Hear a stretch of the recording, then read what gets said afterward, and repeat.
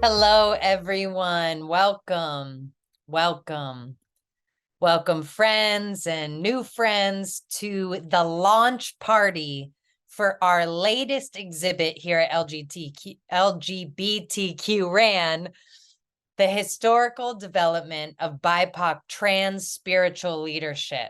We are so excited to have you here and to explore this new exhibit tonight. My name is Riot Mueller. I'm the communications assistant with the LGBTQ Religious Archives Network, and tonight I am the host of this program. LGBTQ RAN is a very unique venture. We're dedicated to preserving the history of LGBTQ religious movements around the world. Now, we are a digital enterprise.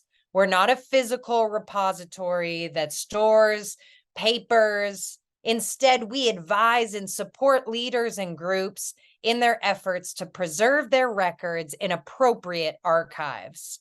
Even more, we collect and provide a treasure of historical information on our website about LGBTQ plus persons and groups from all kinds of different religious expressions around the world. And lastly, we encourage research and scholarship in queer religious history. Tonight, we present the official launch of LGBTQ RAN's newest online exhibit on the historical development of BIPOC trans spiritual leadership. This was initiated through a special gift from Sister Louisa Duran. LGBTQ RAN took some of those funds and invited Enoch Page to be the curator and content manager to make this awesome online presentation. In this exhibit, Dr. Page weaves together historical analysis, interviews, artifacts, and images to explore the historical context and development of BIPOC trans spiritual leadership. Recognizing that transgender people have always existed in every ethnic group, this exhibit makes a multifaceted, long-ranging look at some transgender, intersect, and gender nonconforming people of color of the past and in the present, and who have been working to reclaim the right of their communities to practice spirituality. Now, I'm so excited to help to introduce the curator of this wonderful exhibit and one of our amazing co-workers who are going to be in a wonderful conversation with one another and get to show us a sneak peek of this exhibit. Firstly, I'm proud and honored to introduce Enoch Page, who has served as a tenured associate professor of anthropology at the University of Massachusetts, Amherst. He did that for 20 years until his retirement in 2012. His current areas of research include the emerging primacy of consciousness, the impact of climate change on the structures and practices of racism and whiteness, and the opportunities and constraints surrounding elder transgender wellness and end-of-life issues. He currently runs the Wishing Well Writing and Editing Company. Alongside him, we have Doris Malkmus, who earned a Ph.D. in history at the University of Iowa and an MS in archival science from the University of Michigan. Doris also conducted oral history projects at the Iowa Women's Archives and the Sisters of Loretto in Kentucky. She retired as an archivist at Penn State. Doris initially served with us as an oral historian from 2022 until 2005, and has returned to the LGBTQ RAN team in 2017 in order to fulfill her passion for helping individuals contribute their personal narratives to a broader social history. We are so honored to be hosting this webinar, and I want to invite to those of you who are watching with us now, we welcome your comments or suggestions in the chat box or the question and answer function. The presenters will respond to some of those questions during the Q&A time toward the end of tonight's program. Now, if you'd like to offer personal greetings or direct comments to the presenters, we invite you to stay after the webinar has concluded, and you'll be invited into the Zoom room with the presenters. I'd like to let you know, for anyone who has any tech issues or concerns, you can direct that to Asadi, who is the tech manager for this program and our communications director here at LGBTQ RAN.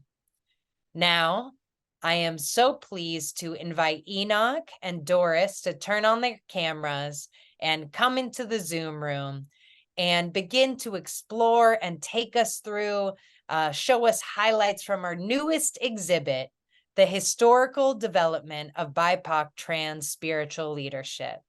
Welcome. Hello, everyone. I'm actually delighted to be here tonight. I actually, first of all, want to thank Riot for a wonderful introduction to an interview and a website that almost defies categorization in any kind. I couldn't believe it when I first had a chance to look at the whole exhibit. It's evocative, so informative. It's also spiritual and engaging. It's never stiff or scholarly. My first reaction to it was that it was kind of part meditation and part historical essay on the spiritual roots of transsexual or third gender, Indigenous and enslaved Americans. And I hope that our conversation today gives you a sense of what you're going to find in this exhibit, as well as some of its quality of speaking to the heart. So Enoch, first, let me congratulate you on an enormously successful exhibit of trans-spiritual leadership. And thank you for agreeing to this interview. Thank you. Thank you, Doris. Yeah. So this exhibit begins with what you call a ritual invocation. The viewer enters the exhibit through immersion into the worldview of Indigenous Hawaiians as expressed by Hawaiians through a video created by Indigenous Hawaiians. Like many pre-colonial cultures, Hawaiians had a sophisticated spiritual beliefs and practices. Hawaiians believed there was a genderless creator who created men and women, but they also created genderless humans who were neither male nor female. So these third gender humans were believed to have very special healing and spiritual abilities, and they had a special status and role. I just would like to begin, Enoch, by honoring how you chose to begin or to let people enter the exhibit. And maybe you can talk a little bit about why you chose immersion in an Indigenous culture as the path for viewers to enter this exhibit. All right, Doris, I'll try to address that. First of all, I just want to say that every time I sat down to work on the project, I asked the creator, what do you want me to do to serve the people? And so really it's giving all praise to the creator, not myself, for what this project became. Because as you know, we had some technical issues. I ended up having to do the project twice, and it came out even better the second time. So I guess creator didn't like the first version. It opens with a ceremonial because it's about spirituality. And also there's a practical reason for opening with a ceremonial, because we have to acknowledge Native Americans and the land that we're on that allows us to do this work. They are our hosts, and we have to have gratitude for them. So that the ceremonial aspect is encompassing both the work and the host, as well as what we learn from Indigenous people about spirituality. And as you go through the exhibition, you'll begin to see that Native American spirituality came under assault through a process of war. through a process of disenfranchisement and dislocation, genocide, and terrible annihilation, not just of the people and their culture, but specifically their language and their sacred practices. And so as I was pondering this question of how that relates to BIPOC people of color who are trying today to become spiritual leaders and have spiritual practices and engage with others in sacred spaces, I understood that this needed to be a project that embodied the sacred. And so I used that video that you mentioned. It's called Kapae Mahu, and it was created by Dean Hamer, Joe Wilson, and Hinale Moana Wankalu, who is a trans woman and Hawaiian wisdom keeper. She created that video based on an ancient wisdom of her people about who they were and how they were before the colonizers invaded their land and destroyed their culture. As a wisdom keeper, she's pulling together threads of that culture so that people can be reinvigorated and rebuild the cultural roots that they have been able to retain all these years. And I'm hoping that this project can help other BIPOC trans people to do the same thing. The communion reminds us of a time when human life was so precious, as it doesn't seem to be today, that indigenous people did not gender their creator. They did not force binary gender roles on their people who got to declare their own gender identities. Communion honors and appreciates the indigenous people on whose land we live and work, and it reframes the BIPOC trans spiritual leaders who are today cultivating their spirituality by returning to the land.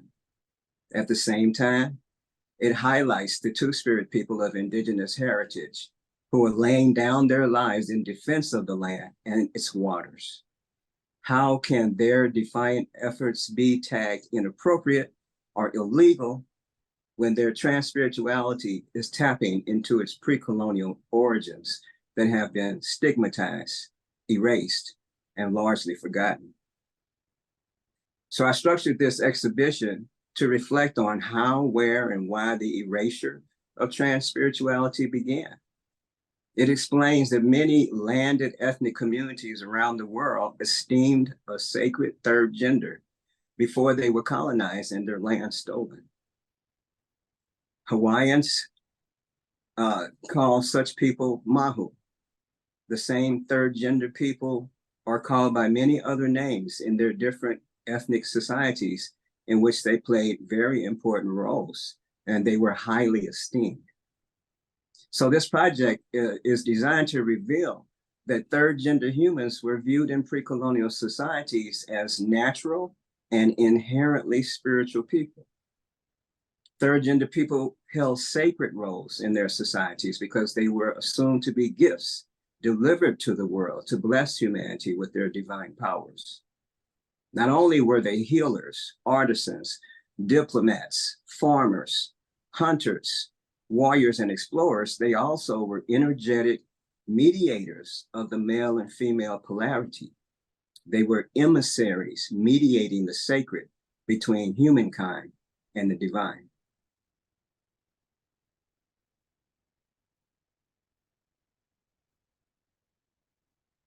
Enoch, I'm so impressed with where you take this exhibit.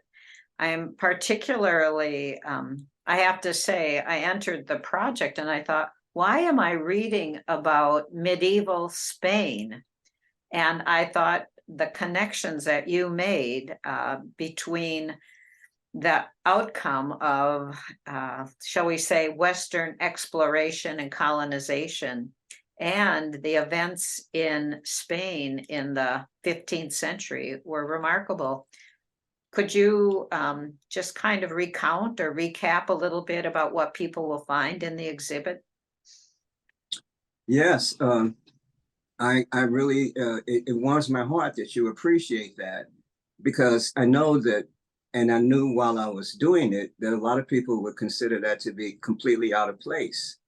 But in fact, it's very much in place. And the fact that we don't immediately recognize is a function of our colonized minds.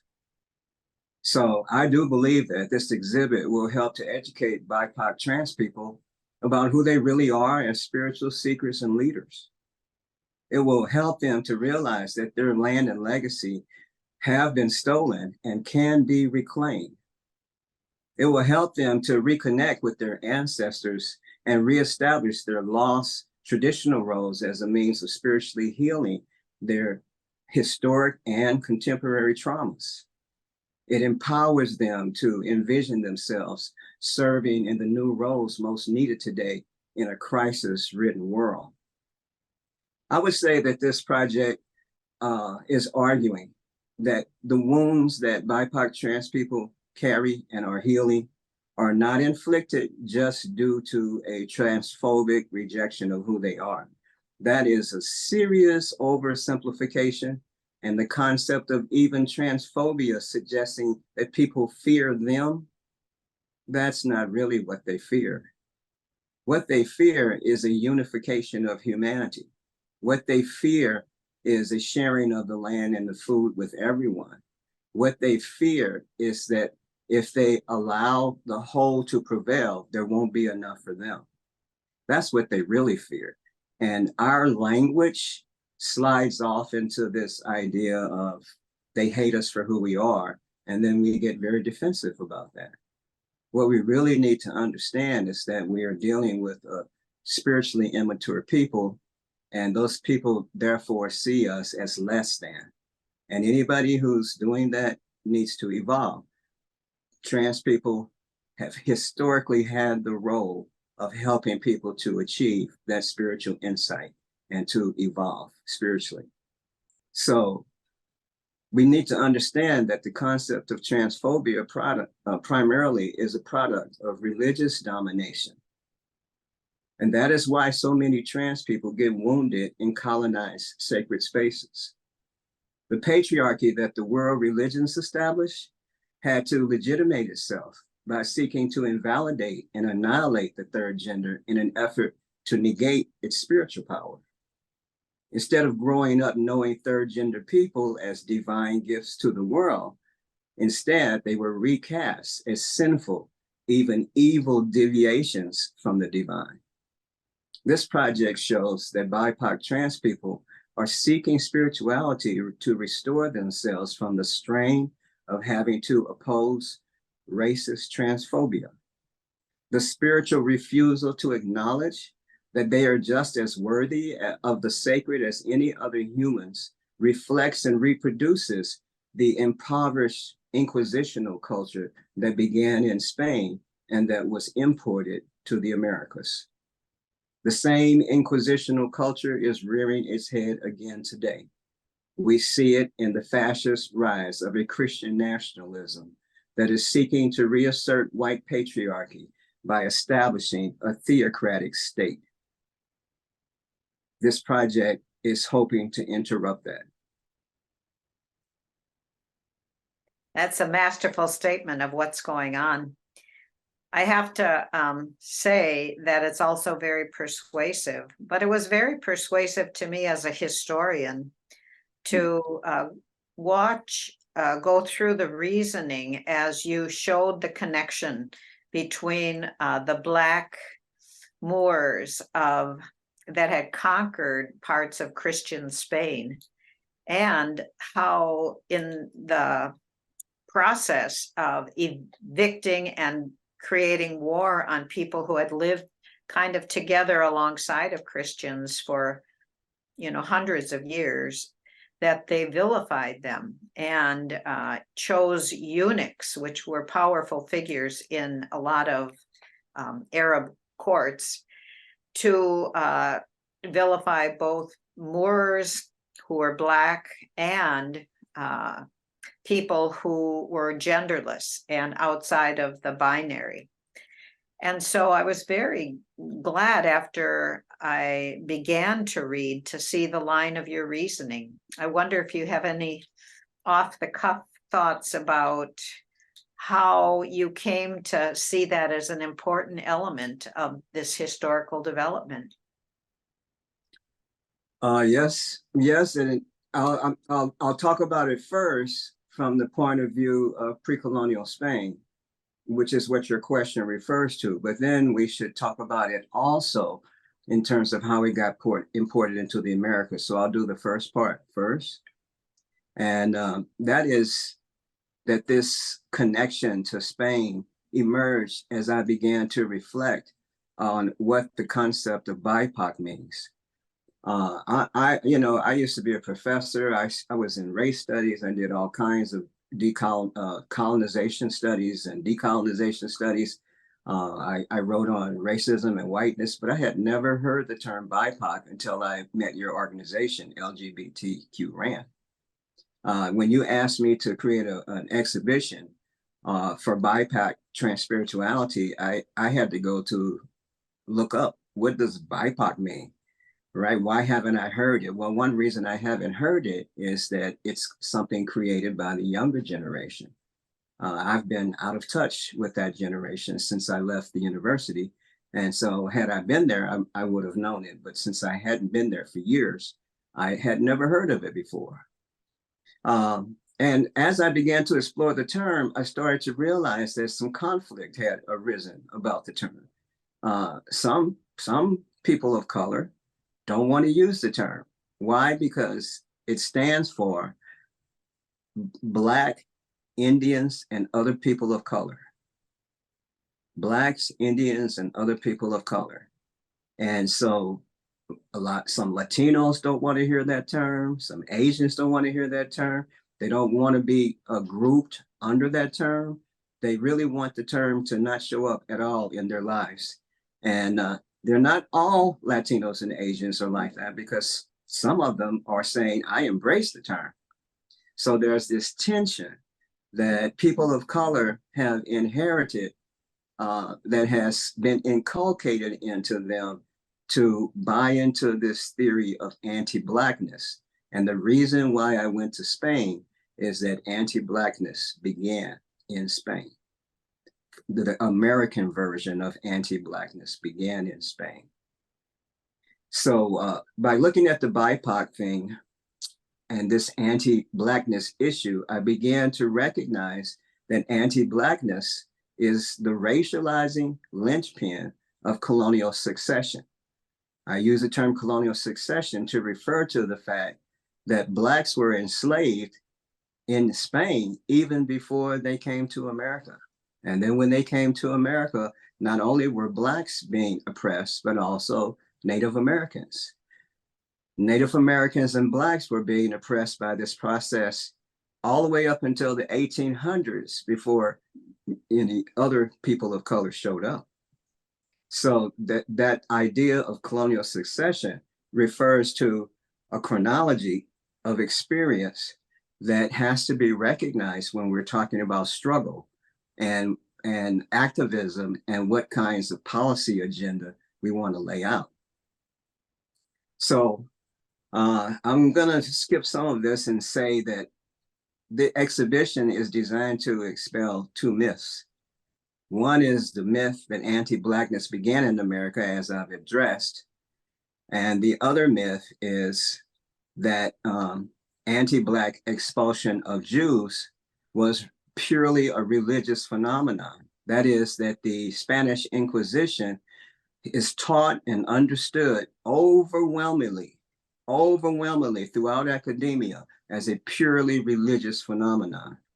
And what I discovered in doing this research for this project is that religion was the lingua franca of the day, but lingua francas often are designed to hide real issues. Like, for example, when President Trump says he wants to make America great again, what he really means is that I want to recreate what you have nostalgia for, my fans, and that is a world in which whites are taken care of, are first in everything, have access to the resources, the privileges go to you, they don't go to other people. That's really what he's talking about when he talks about making America great again. How do we know that that's true? Because he has told us on TV that one of his favorite heroes is Andrew Jackson. President Andrew Jackson gained the reputation not only for breaking the law when the Supreme Court declared Native Americans nations, he defied that Supreme Court decision, like Trump likes to do, by treating Native Americans as pests that needed to be eradicated. And he gained the reputation for being the great Indian killer, as he stole 23 million acres of land from Native people. So it's really interesting when you start thinking about these things, because what we're talking about is how the BIPOC identity starts to take shape even in colonial Spain. It's taking place in a situation where the royalties, the Isabella and Ferdinand, are trying to reclaim Spain from the Muslims. And while they're doing it, they're saying, these Muslims and Jews are becoming too successful. Even if we reclaim the land, if we allow them to be that successful, then it's going to be their world, not ours. And in order to make it ours, we need to eliminate them as competitors. And by eliminating them as competitors, then we can have a purely white nation where white people who are Christian are getting all of the goodies. And in order for them to accomplish that goal, they racialize the religious identities of the Jews and the Muslims. Not all Jews are dark, some are. Not all Muslims are dark, many are. But this racialization of them became a justification for torturing them, attacking them, having pogroms all over the place, spilling their blood, stealing their wealth, and most importantly, confiscating their land. Those are the very same practices that were practiced in Spain and then brought over to the Americas and implemented here. So that's the reason why BIPOC as a term is so important.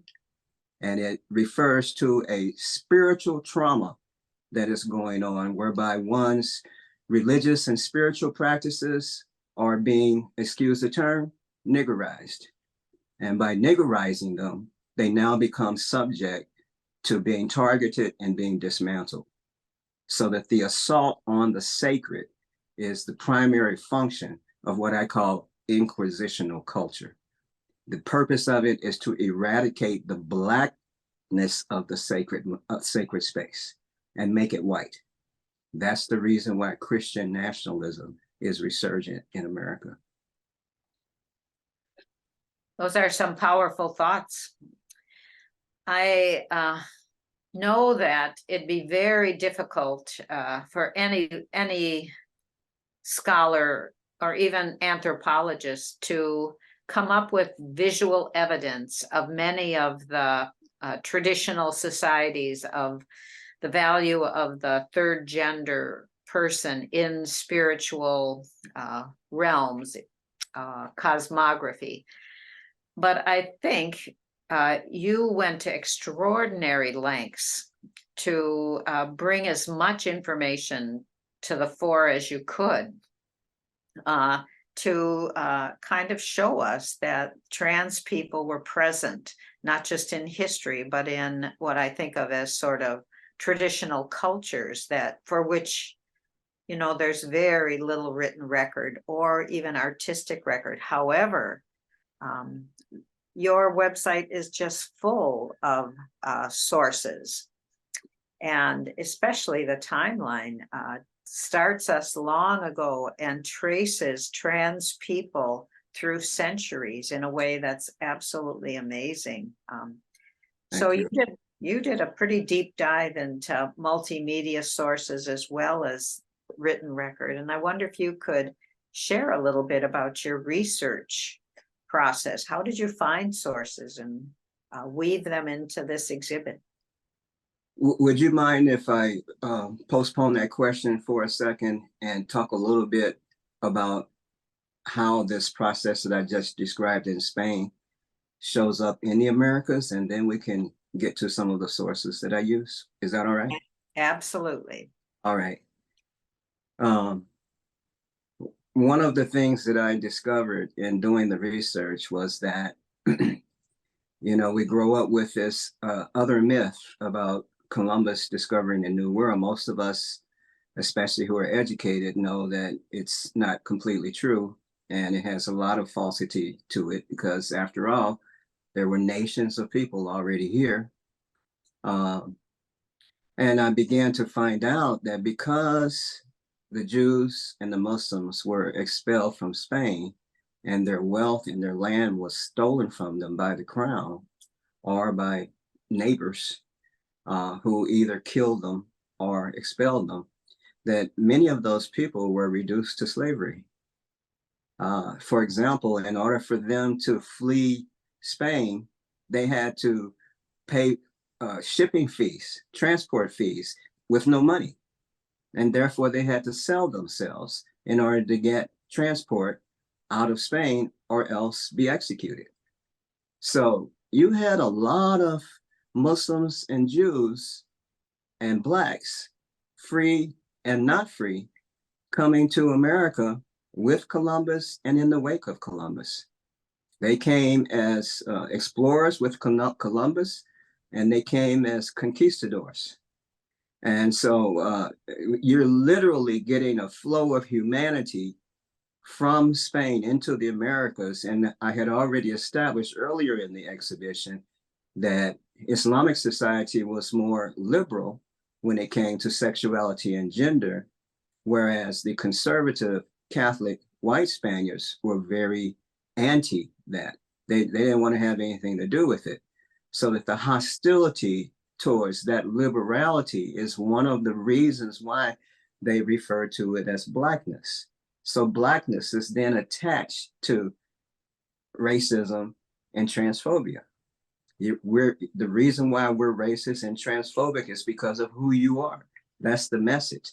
Well, that message flows over into America with these people who are coming over here, who are already been exposed to world religions, who also are bringing their traditional religious practices, and they're finding themselves in situations where the conquistadors and the white settlers are committing atrocious acts on indigenous people, and they're forming coalitions in an effort to survive it. They create new communities. Some of them came to be known as maroon communities, and there are other names that were used for such communities in Latin America. So that you had this effort to survive what's going on here by creating coalitions between Blacks and Indians so that they can continue to exist and live in a society that is hostile to them. So that BIPOC starts to take shape as early as 1492. It continues to take shape when you start to see the emergence of slave rebellions. For example, the first slave rebellion was in Santo Domingo in the Caribbean.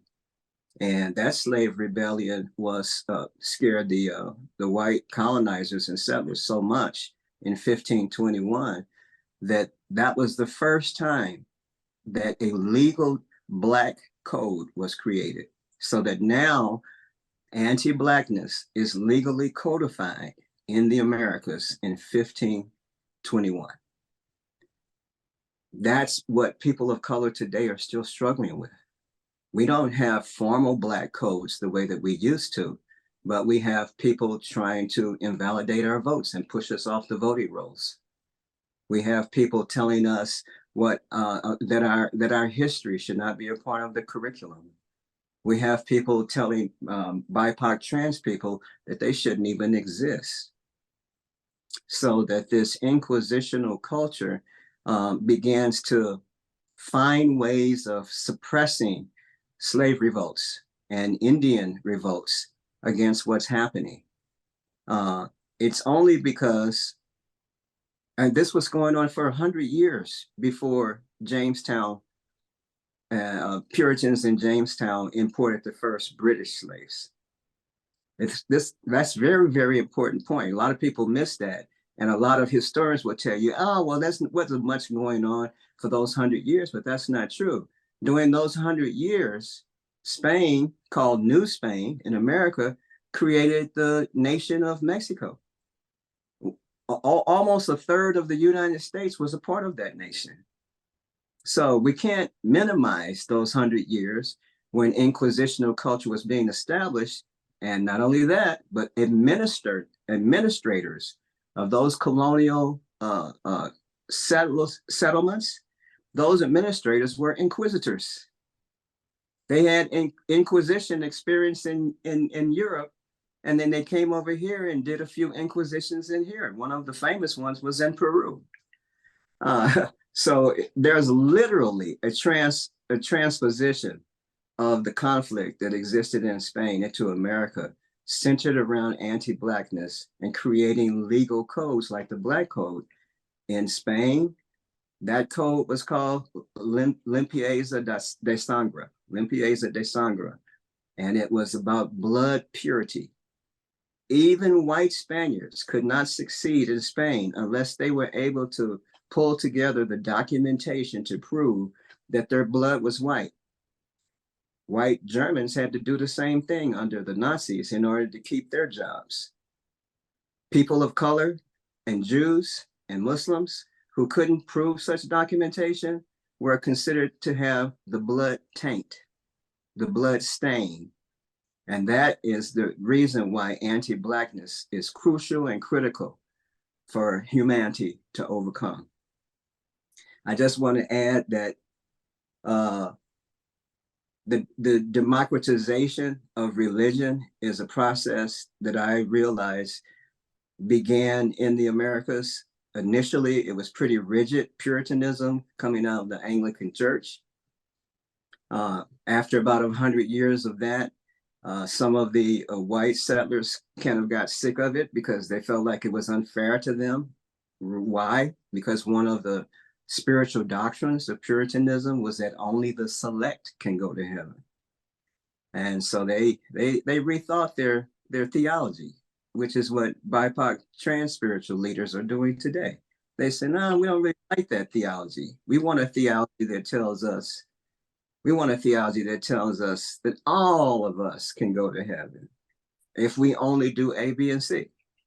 And that is the new Methodism that began to emerge. And as that began to emerge, religious organizations and formations in America began to give more voice to women, which led to the women's movement, and give more voice to Blacks, not so much Native Americans at that time, because Black men in particular were able to participate in white churches.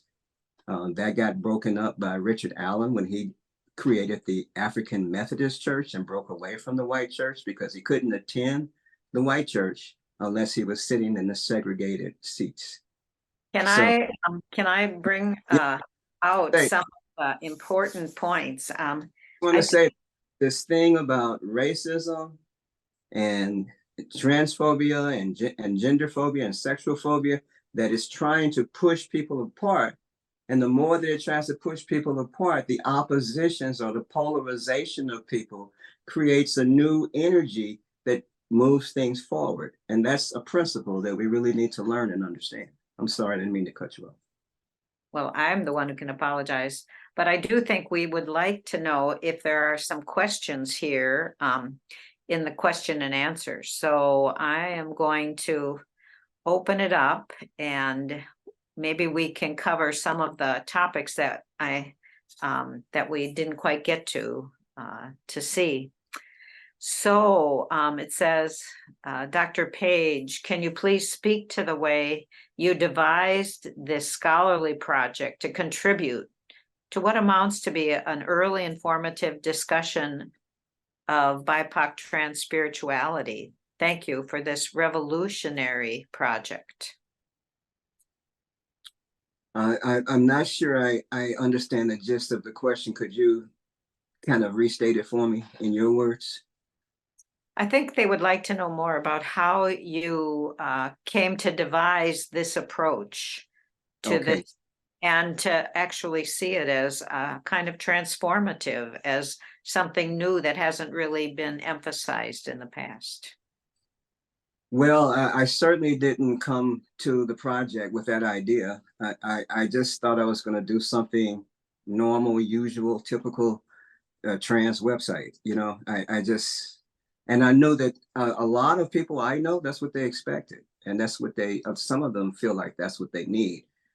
But, you know, it wasn't up to me because I'm asking Spirit, what should I do? And so Spirit is guiding me to many different kinds of resources. I had to, with your help, look at archives. I had to go to libraries. I had people sending stuff to me from New York and Washington D.C. and California.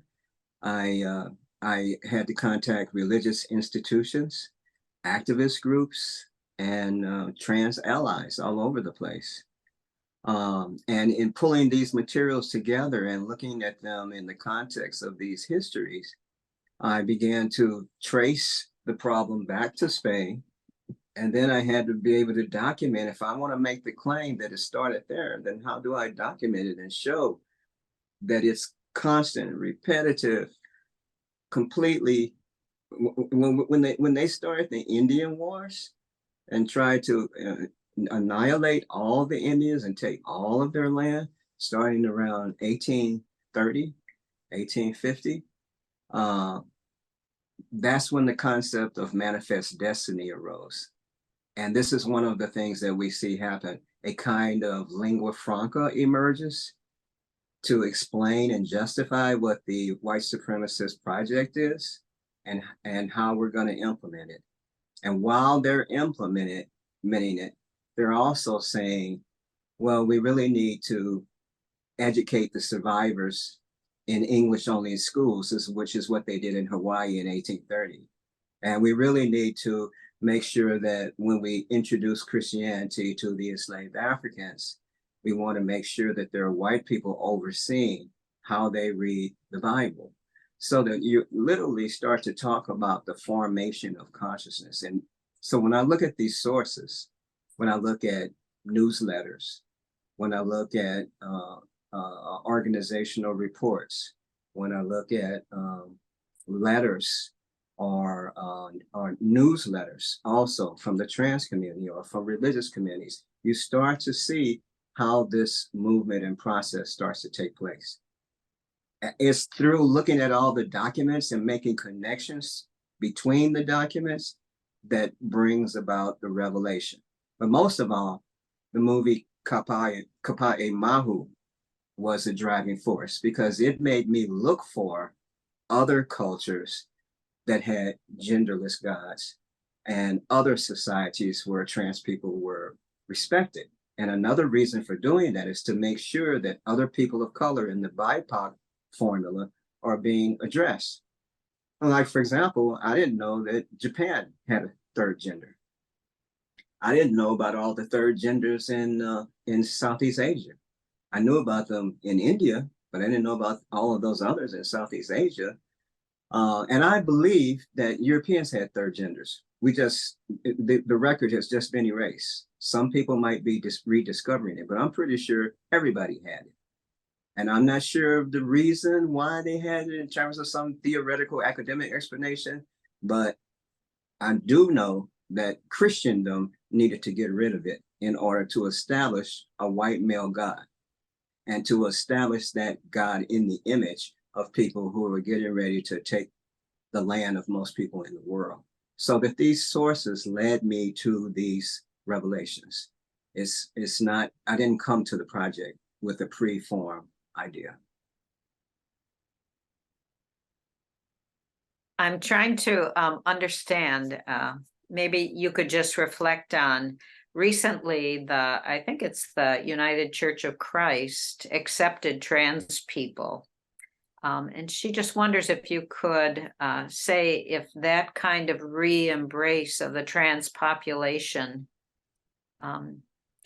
means that in America we have kind of similar attitudes about about trans people that indigenous cultures had.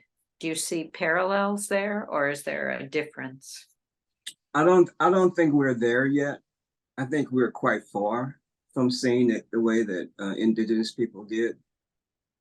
What the website documents is a tremendous struggle, right? The reason why you don't hear much from people of color from 1492 until today, until 1950, is because their existence has to disappear from the record in order for Christendom to prevail.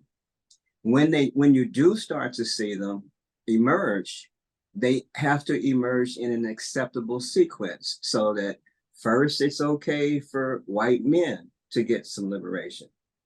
Then they help white women get some liberation. And then the gay and lesbian community have to think about if they want to help other people get some liberation, and sometimes they don't want to. So some of the reason is racial, some of the reason is heteronormative, in the sense that, to the extent that homosexual people have heteronormative concepts of embodiment. The difficulty comes up when you're starting talking about third gender people whose embodiment is inconsistent with their gender or their sexual practices that don't fit into the dominant society. So what begins to happen is a emergence of ideologies to denounce that. And most of those ideologies began in religion. So religion plays a very big role in shaping how we see trans people. It's not just that a far right faction wants to get rid of trans people. More people than far right people feel this way, and they don't even realize that they've been conditioned by religious ideology that they have been taught to believe is God's word. I don't know if I answered your question, but that's the best I can do right now. And actually, if people would like to reframe their question, because I haven't quite put it exactly the way they intended, I'd be happy to see more questions. But we have one that just asks you if you think that, and I believe the intent here is, before the Pilgrims, before colonization, do you think patriarchy was the norm in the majority of societies? Yes, it certainly was. For example, I read records of an Islamic educated theologian who was gay, and he acknowledged that he was gay in his writings. But he also knew that under Islam, even though it was more liberal, according to the Prophet Muhammad, you're not supposed to be gay. And so he actually wrote theological statements about why he should suppress his gayness. That was happening in 13th century, right? So it's not new today that that's happening. And where is that coming from? It's coming from a patriarchal pressure that says, in order for patriarchy to prevail, we have to believe that there's only two genders. And if we believe there's only two genders, and one of them is big, tall, and strong, then obviously that one should be in control. So that patriarchy has everything to do with it. And what I'm saying, that we often talk about patriarchy, but the insight that I'm trying to share is that it's racialized religious patriarchy. It's racialized religious white male supremacy that we're talking about. And people don't like to hear that, but it's true. I believe that the question was intended to say, were indigenous societies before colonization also patriarchal? Some of them were. Some of them were. I haven't done an inventory of them because that's not what I was looking at. But I'm sure many of them were. But there's just as many, if not more, that were not.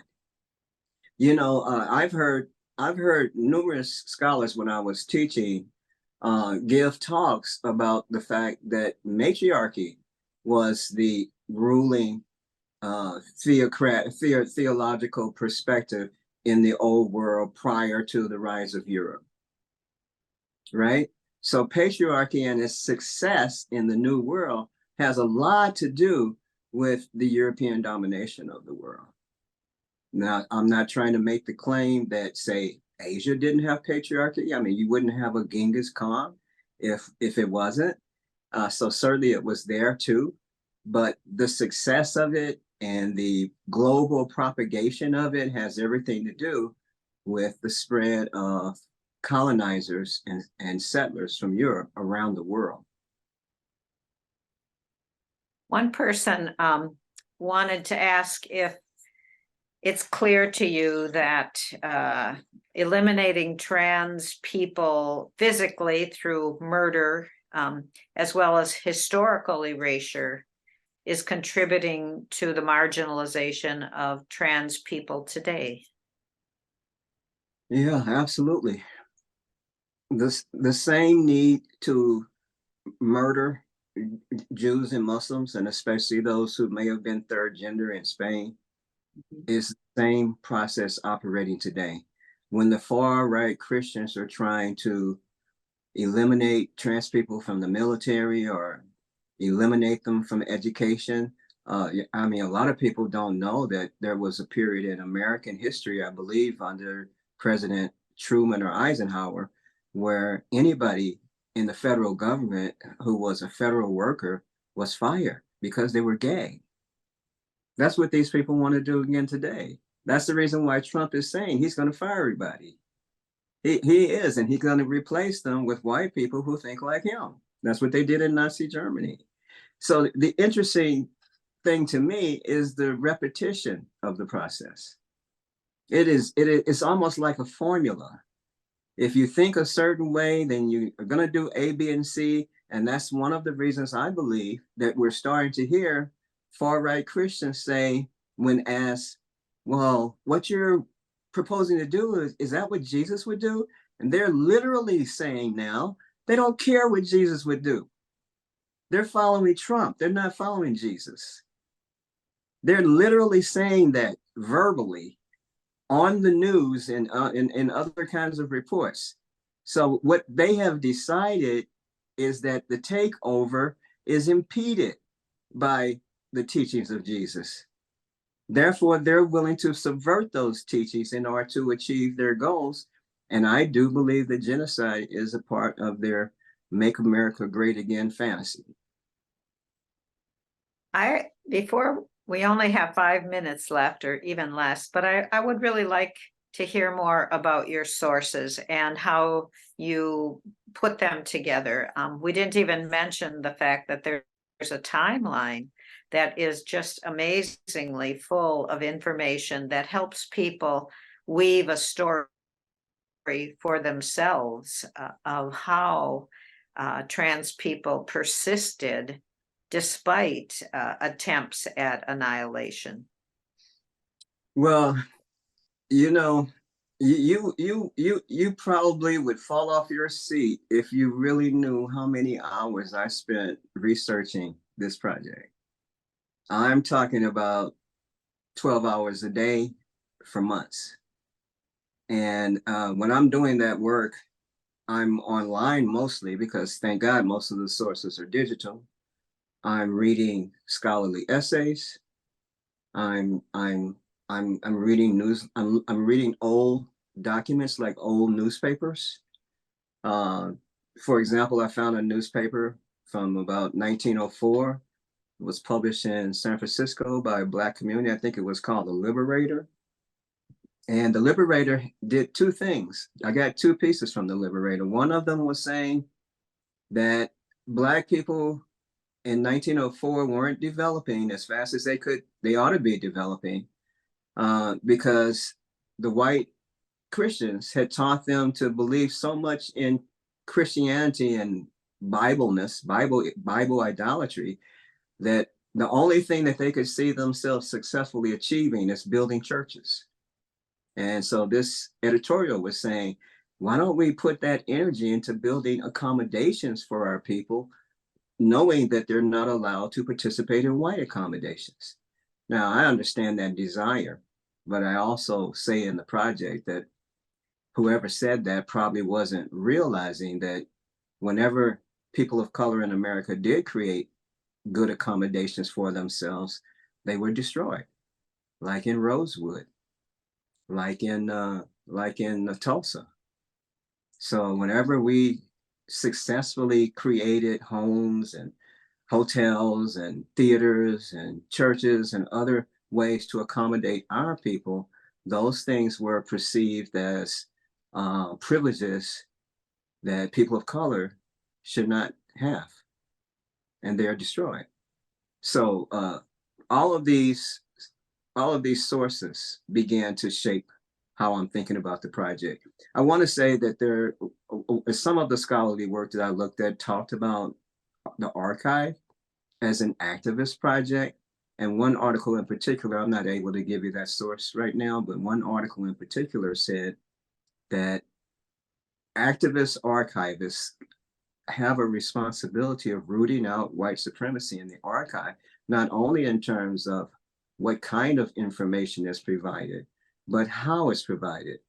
And I took that seriously because you all asked me to create a multimedia website. And I wanted to make sure that the website that I created, while it's difficult for some people to get through, is also providing options for people. If you don't want to read all the text that's in there, you can just look at the videos and the pictures, and you will still learn a lot. So there's videos, there's pictures, there's videos of people having conversations, there's videos of people experiencing trauma. I mean, there's all kinds of things in that website that overall create the picture that I'm trying to describe. So I, I'm known as somebody who has a kind of dispersed method of thinking whereby I connect dots that a lot of other people don't connect. I do appreciate how many different venues there are and ways that people can learn a little bit more. I would like to say it's 8 o'clock and there are some questions. I'm not sure that I gave them their due. And so I think I'd like to, Riot, are you the person who will invite people to join us for, if you'd like to stick around and ask questions or interact with Dr. Page in person? Riot? Thank you. Thank you so much, Enoch. Doris, that was wonderful to hear you, to witness you. I just want to take a few moments. It's one of the things that happens with these webinars. It is the nature of the technology where Enoch, you can't visibly see the love and support and questions and thinking that is flooding through in the chat right now. But I just want to take a moment to serve as a symbol for the love and support and gratitude for the particular way in which your brain works and which spirit and higher power works through you to create this wonderful resource that I hope everyone here under the sound of my voice who's both here live and watching this later as a recording will take the time to spend that time, whether that's through the video footage that Enoch is saying, or really spending some time reading through the exhibit and taking your time with it. The hours of research come across. I learned something new here tonight, and I know as I continue to look at the exhibit, I'll continue to learn new things. So just take a moment to send you gratitude, and thank you, Doris, for holding the space and guiding us and keeping us rooted. I know we could go for at least one more hour, 2, 3, 4, 5, 6, but this is the time we have. So once again, thank you both so much for being here. Thank you, Enoch, for the work ahead of this moment, and Doris for also contributing and guiding us through the project. I just want to give a huge thank you to the beautiful human beings, experts, thinkers, human beings who are present on this call, who offered comments, questions, clarifications, opinions, and thoughts. Just so awesome to be with you and to see that flood in. Over the next few days, you're going to receive an email that will be a link to a recording of this event. please feel free to share that with friends, colleagues, your roommates, you could send it to your enemies, even send it to whoever you want. We want everyone to have access to this. So send it to folks, spread the word. One of the main ways that we exist is through word of mouth. So we want this to be shared. We are a small but mighty corner of the movement, corner of the internet. So we ask that you please share that resources as freely as you can. If you are interested in more opportunities such as this webinar tonight, I also ask that you check out our website in its totality. So you can go to our LGBTQ Religious Archives Network website. I particularly want to guide you to the events page. So that's a place that you're going to find announcements for future online events such as this webinar, but you can also go back if you liked what you saw here tonight. We have other webinars that may be of interest to you. So you can go back and watch the past presentations on our events page within the website. In closing, I want to once again tell you that first and foremost, LGBTQ RAN is the leader in LGBTQ online religious history. We're a very small operation, like I said, and we are funded through generous donations from people exactly like you, our friends, our supporters, people who want to see this type of thinking continued. I saw that Sister Louisa is here present on the call tonight, and I'm so grateful for the donation to help to make this project happen. So if you want to see more projects like this happening, if you want to see more webinars, we do thrive off of donations and funding. And if you share a commitment to continue this project, please make a gift as you are able within your means and help to support us. And lastly, I want to remind you, I know that our time has been short, but still packed full of so much information. But I want to let you know that if you want to stick around, offer personal greetings to Enoch or Doris, comments, questions, please stay around, and you will be invited into the Zoom room to join us to continue giving some gratitude or asking any questions. And in closing, once again, I would like to just extend a very, very heartfelt gratitude to Enoch, who has poured so much into this exhibit, and it shows. And I hope that we all receive the benefit of his brilliant mind. I want to thank Doris for being here, supporting LGBTQ RAN, supporting this project, and just your presence in guiding and rooting this conversation. Thank you all for being here. I want to say good night to everyone, and hopefully we'll see you at the next webinar. Have a good night. Thank you.